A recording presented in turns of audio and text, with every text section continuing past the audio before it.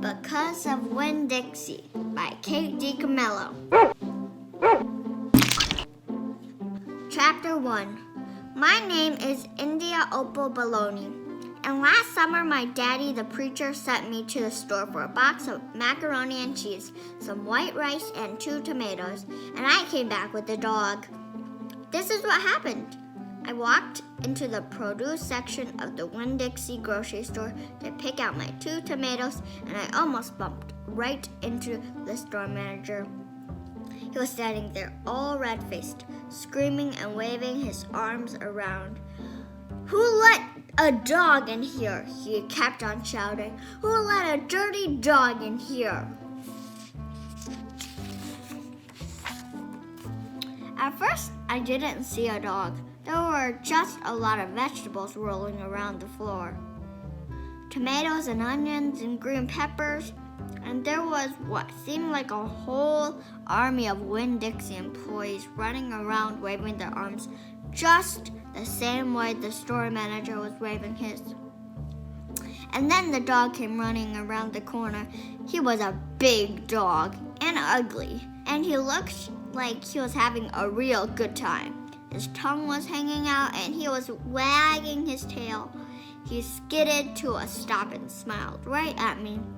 I had never before in my life seen a dog smile, but that is what he did.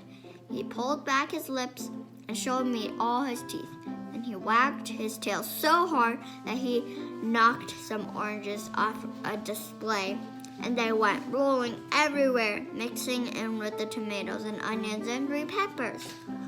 The manager screamed, "Somebody grab that dog!" The dog went running over to the manager, wagging his tail and smiling. He stood up on his hind legs. You could tell that all he wanted to do was get face to face with the manager and thank him for the good time he was having in the produce department. But somehow he ended up knocking the manager over, and the manager must have been having a bad day, because lying there on the floor right in front of everybody, he started to cry. The dog leaned over him, real concerned, and licked his face. "Please," said the manager, "someone call the pound."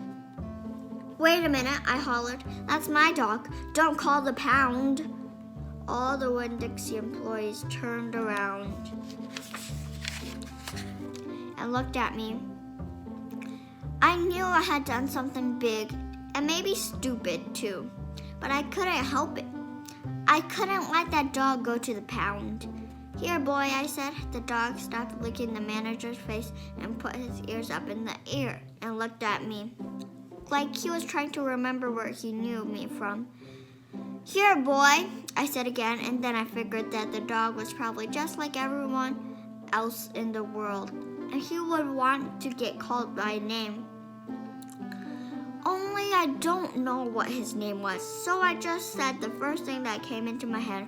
I said, "Here, Winn-Dixie," and that dog came trotting over to me just like he had been doing it his whole life. The manager sat up and gave me a hard stare, like maybe I was making fun of him. "It's his name," I said, "honest." The manager said, "Don't you know not to bring a dog into a grocery store?"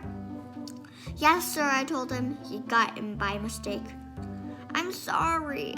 It won't happen again." "Come on, Winn-Dixie," I said to the dog. I started walking, and he followed behind me as I went out of the produce department and down the cereal aisle and past all the cashiers and out the door. Once we were safe outside, I checked him over real careful, and he didn't look that good. He was big but skinny. You could see his ribs, and there were bald patches all over him, places where he didn't have any fur at all. Mostly he looked like a big piece of old brown carpet that had been left out in the rain.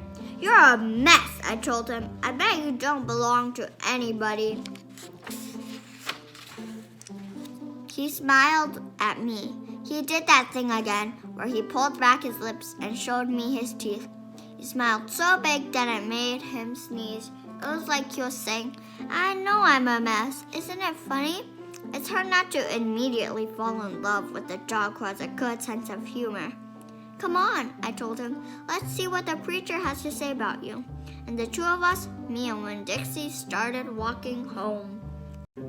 Because of Winn-Dixie by DiCamillo. If you like this video, please like, share, subscribe, and hit the notification bell.